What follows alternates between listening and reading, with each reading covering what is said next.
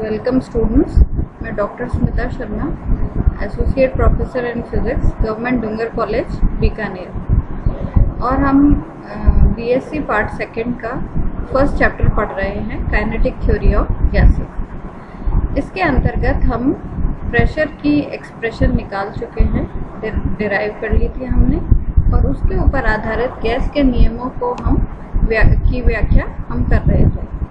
आज हम उसी में आगे चलेंगे।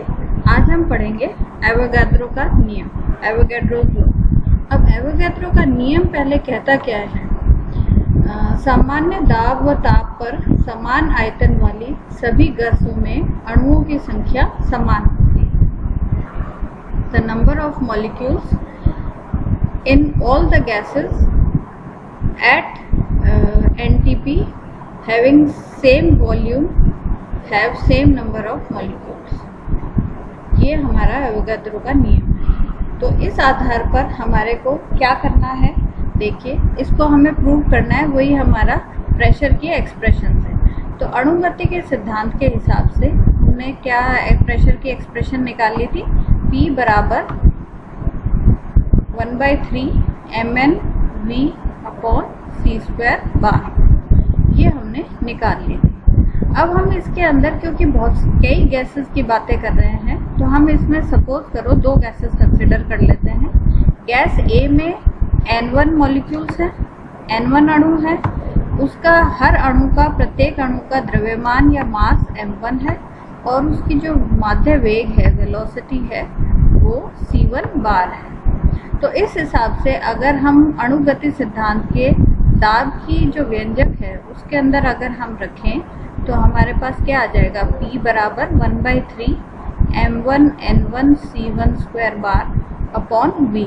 v हमारा v1 नहीं रखेंगे, क्योंकि हम ये मान के चल रहे हैं कि आयतन जो है वो एवोगाड्रो नियम में समान आयतन रखना है। तो आयतन हम दोनों केसेस में सेम लेंगे। इस इक्वेशन को अगर हम रीअरेंज करें तो हम पाते हैं PV बराबर 1/3 m1 n1 c1 bar square. इसी प्रकार से गैस B ले लेते हैं। गैस B में मान लीजिए अणुओं की संख्या N2 है, प्रत्येक का द्रव्यमान m2 है, और माध्य वेग जो है वो c2 बार है। अब इन कंडीशंस को भी हम प्रेशर वाली एक्सप्रेशन में रखेंगे तो हम क्या पाते हैं? P बराबर 1/3 m2 n2 c2² bar upon v। अब देखिए, P भी हमने P1 P2 के फॉर्म में क्यों नहीं रखा? क्योंकि एवोगाड्रो के नियम में हमें सामान्य दाब व ताप, मतलब दोनों का टेम्परेचर और प्रेशर भी सेम होगा, इसलिए प्रेशर भी P ही रखेंगे। इसको भी हम रीअरेंज करके PV के फॉर्म में लिख लेते हैं। अब हमारे अगर हम देखें तो लेफ्ट हैंड साइड दोनों इक्वेशंस की सेम है, तो हमारी राइट हैंड साइड भी सेम होगी। तो अगर हम राइट हैंड साइड को रीअरेंज करें तो हमारे क्या होगा? 1/3 दोनों केसेस में कैंसिल आउट हो जाएगा, और हमारे पास आ जाएगा m1 n1 c1² बार m2 n2 c2² बार। अब यहाँ हमने एवोगाड्रो नियम में एक चीज़ और कर ली थी। हमने ये कहा था कि टेम्परेचर सेम है। अगर टेम्परेचर सेम है तो हम जानते हैं, हमने अभी इससे पहले काइनेटिक थ्योरी लगाई थी टेम्परेचर की, उसमें हमने कहा था, प्रूव किया था कि अगर टेम्परेचर सेम होता है तो उनकी सबकी काइनेटिक एनर्जी, वो हमारी अणुगतिक ऊर्जा समान होगी। तो अणुगतिक ऊर्जा हमारी क्या होगी? हाफ mv² के फॉर्म से half m1 c1² bar is equal to half m2 c2² bar. अब इस कंडीशन में भी हम क्या करेंगे? हाफ हाफ कैंसिल आउट कर देते हैं, ठीक है, और हम इस समीकरण 1 को इससे भाग लगा देते हैं। देखिए, भाग लगाने पर हमें क्या मिलता है? N1 बराबर N2, जो कि एवोगाड्रो का नियम है। यही एवोगाड्रो का नियम है कि समान ताप और समान दाब पे समान आयतन वाली सभी गैसों में अणुओं की संख्या समान होगी। Equal volumes of all gases at NTP at normal temperature and pressure have equal number of molecules। ये हमारा एवोगैड्रो के नियम की व्याख्या होगी। अब हम इसके अंदर करेंगे गतिक प्रारूप में ताप की व्याख्या। ये हम पहले कर चुके हैं, मैं दोबारा से एक बार आपको समझा देती हूँ। हम क्या कर रहे हैं, काइनेटिक मतलब टेम्परेचर का एक्सप्लेनेशन दे रहे हैं हम in terms of kinetic theory. तो अणुगति सिद्धांत के अनुसार ताप की संकल्पना कैसे दी जा सकती है। हम सभी जानते हैं, मैंने आपको पहले समझाया भी था कि आदर्श गैस के अंदर ये मान लिया जाता है काइनेटिक थ्योरी के हिसाब से कि जो ऊर्जा है, अणुओं में जितनी भी ऊर्जा है वो औसत गतिज ऊर्जा के रूप में ही है और किसी रूप में ऊर्जा नहीं होती, और वह जो गतिज ऊर्जा है वो परम ताप के समानुपाती होती है। अब ये जो परम ताप के समानुपाती होती है, ये हम यहाँ पर प्रूव भी करेंगे। इसको कैसे हम प्रूव कर सकते हैं, इसके लिए हम पुनः वही हमारा गैस का जो दाब का समीकरण है उसको काम में लेते हैं, 1/3 mn upon v c² bar. अब इसको हम रीअरेंज करके कुछ ऐसे लिख लिया। इसके अंदर इस इक्वेशन में मैंने 2 से ऊपर और नीचे दोनों तरफ मल्टीप्लाई कर दिया, तो मेरे पास क्या आ गया, 2/3 n हाफ mc² बार आ गया। अब हाफ mc² बार जो है, ये अभी मैंने कहा था ये गतिज ऊर्जा का रूप है। तो हमारी जो गतिज ऊर्जा है, अगर हम उसको E लिखें, वो हमारी हो जाएगी हाफ mc² बार। लेकिन मैंने ऊपर ये बात कही है कि E जो है वो परम ताप के समानुपाती होती है, तो इसको मैं समानुपाती के हिसाब से E इज प्रोपोर्शनल टू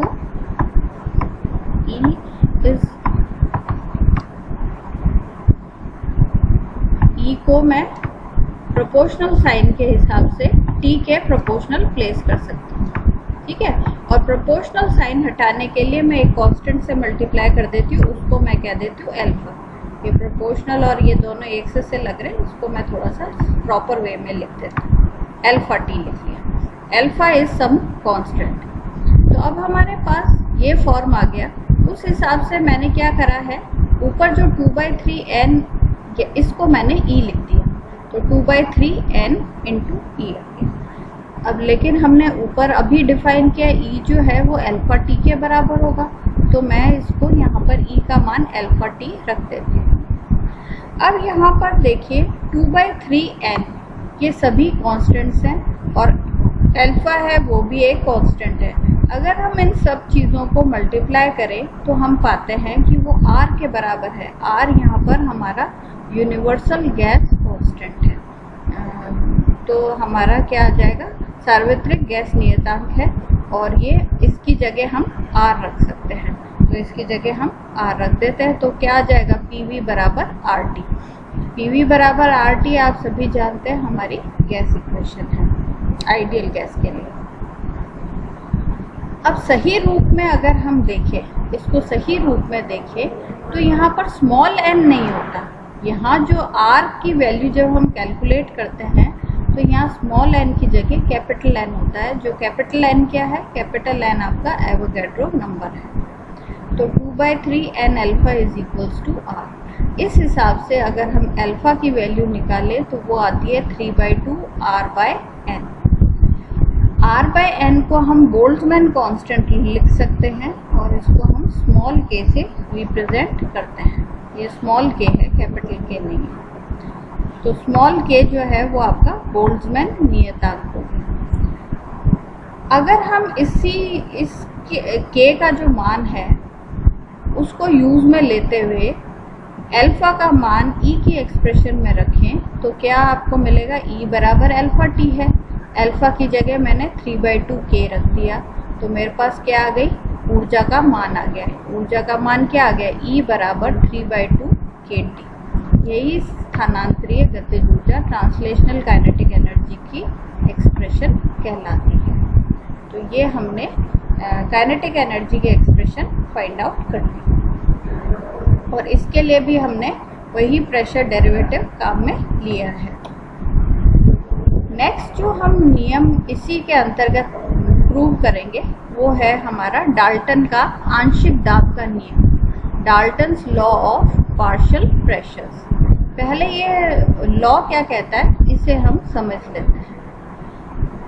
इस नियम के अनुसार यदि किसी पात्र में अनेक गैसें भरी हुई हैं, अब ये गैसें ऐसी होनी चाहिए जो आपस में कोई केमिकल रिएक्शन ना करती हो, ठीक है। तो ऐसी अगर कई गैसें एक ही पात्र में भरी हुई है तो उन गैसों का जो सम्मिलित दाब होगा, जो उन सबके गैसों द्वारा लगाया गया कुल दाब होगा, वो हर एक प्रत्येक गैस के आंशिक दाब के योग के बराबर होगा। ऐसा डाल्टन का मानना था। इसका अर्थ ये है कि मान लीजिए एक पात्र आपने ले लिया। पात्र लेने का मतलब है कि आयतन हमने फिक्स कर दिया, उसमें हमने कई सारी गैसें जो कि आपस में कोई रासायनिक क्रिया नहीं करती, उनको हमने ले लिया और हमने उनके द्वारा लगाया गया कुल दाब कैलकुलेट कर लिया। वो मान लीजिए आपका पी आउट, ठीक है। अब आप क्या करें, उस बर्तन में से सारी गैसेस बाहर निकाल लें। मान लीजिए आपने 3 गैसें इसके अंदर मिक्स करके डाली थी। अब हम क्या करेंगे, 1 बाय 1 एक एक करके एक ही गैस को डालेंगे। तो एक अकेली गैस, मान लीजिए पहली गैस जो दाब लगाती है उसका मान आता है P1, दूसरी गैस का, अकेली गैस का दाब आता है P2 और तीसरी का P3 आता है। तो ऐसी स्थिति में डाल्टन का आंशिक नियम क्या कहता है, P जो है वो P1 plus P2 plus P3 के बराबर होना चाहिए। अब ये चीज़ भी हम इसी काइनेटिक थ्योरी ऑफ गैस के जो दाब का व्यंजक है इससे हम सिद्ध कर सकते हैं।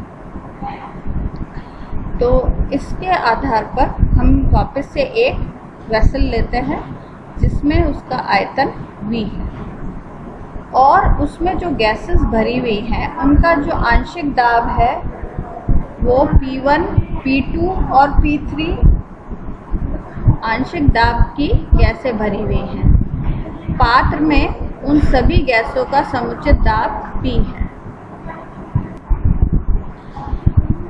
माना गैस में, अब देखिए, अब हमारे को क्या है, जो तीनों गैस को भरने के बाद जो दाब मिला वो P है। अब इसके लिए हम ले लेते हैं, मान लीजिए जो पहली गैस है उसमें अणुओं की संख्या N1 है और हर एक का जो द्रव्यमान है या मास है वो M1 है और उनकी जो वेलोसिटी है वो माध्य वेग c1 स्क्वायर बार है, वर्ग माध्य वेग। इसी प्रकार से हम गैस 2 के लिए मान सकते हैं, उसमें N2 अणु है और द्रव्यमान M2 है और माध्य वेग c2 स्क्वायर बार है। ऐसे ही तीसरी गैस और अन्य गैसों के लिए भी हम मान सकते हैं। तो इस हिसाब से हम क्या लिख पाएंगे,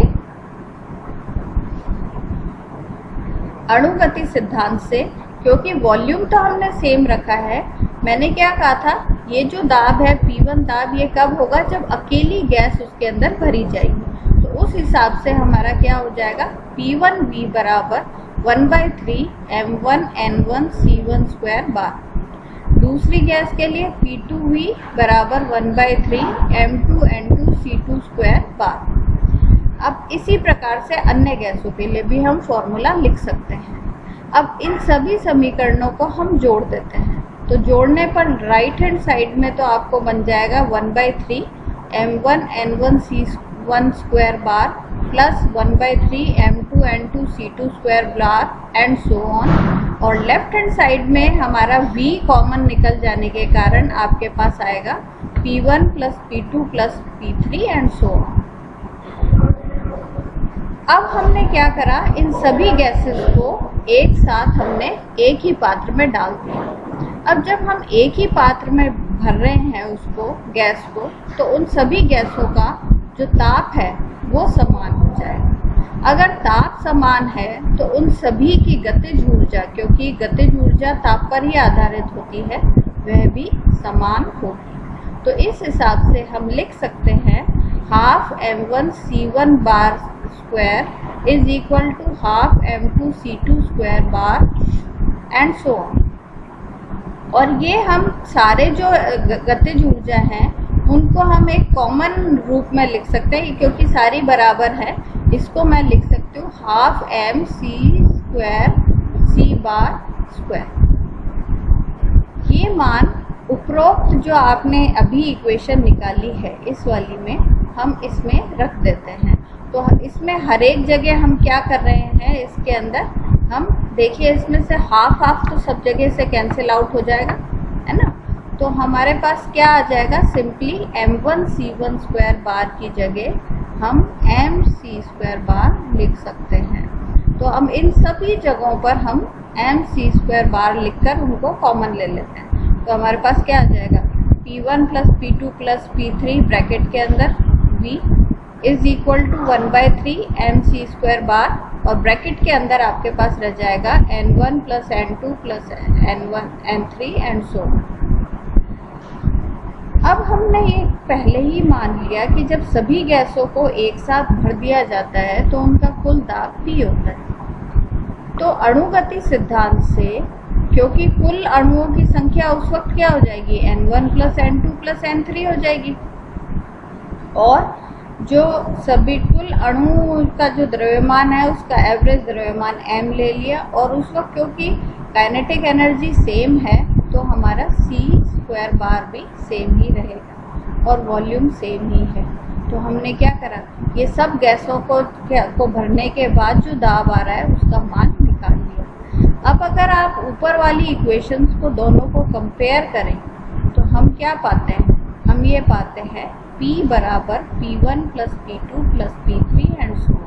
यही डाल्टन का आंशिक दाब का नियम है। तो हमने ये दाब के व्यंजक की सहायता से डाल्टन का आंशिक दाब का नियम भी डिराइव कर लिया। नेक्स्ट जो लॉ है वो है हमारा, नेक्स्ट हम करेंगे ग्राम का विसरण का नियम, ग्राम्स लॉ ऑफ डिफ्यूजन। तो पहले इसकी परिभाषा देख लेते हैं। ग्राम के विसरण के नियम से गैस के विसरण की दर उसके घनत्व के वर्गमूल के व्युत्क्रमानुपाती होती है। The rate of diffusion of gas is inversely proportional to square root of density. तो हमें ये ग्राम का विसरण का नियम भी हम अणुगति सिद्धांत से सिद्ध कर सकते हैं। तो इसके लिए पुनः हम दाब की समीकरण काम में लेंगे। तो P बराबर 1/3 mn/v c² बार। इसी से हम शुरू करते हैं। अब हमारे को क्या निकालना है, विसरण की दर और घनत्व। तो सबसे पहले हम प्रेशर की जो एक्सप्रेशन है उसको हम घनत्व के रूप में लिख लेते हैं। तो घनत्व के रूप में हम कैसे लिखेंगे, जैसे हम पहले ये फॉर्मूला निकाल चुके हैं, mn/v, m × n जो है वो कैपिटल M के बराबर होता है और कैपिटल M/v डेंसिटी या घनत्व के बराबर होता है। तो हम उसको रो लिख लेते हैं। P बराबर 1/3 रो c² बार।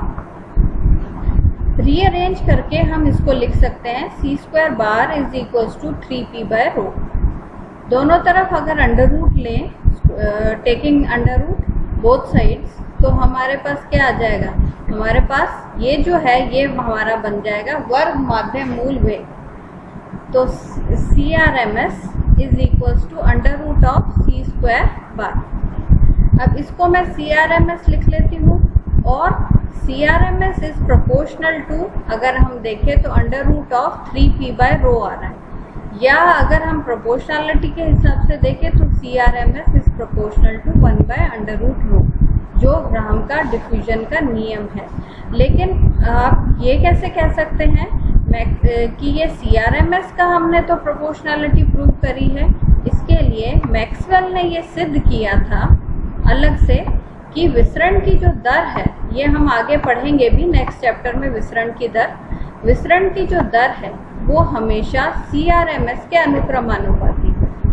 तो अगर विसरण की दर CRMS के अनुक्रमानुपाती होती है तो इस हिसाब से हम कह सकते हैं कि विसरण की दर हमेशा 1/√रो के प्रोपोर्शनल होगी। यही हमारा ग्राम्स का डिफ्यूजन का नियम है।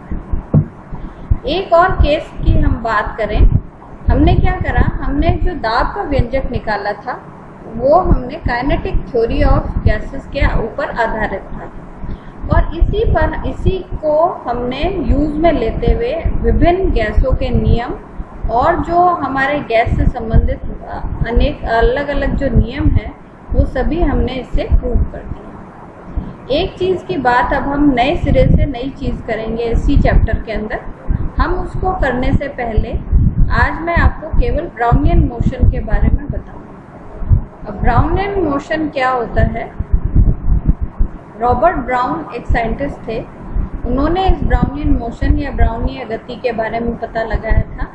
उन्होंने क्या कहा? उन्होंने कहा कि एक पात्र के अंदर हमने एक लिक्विड या द्रव भर दिया, ठीक है, और वो स्टेशनरी है, तो हमारे को तो वो स्टेशनरी ही दिखाई दे रहा है।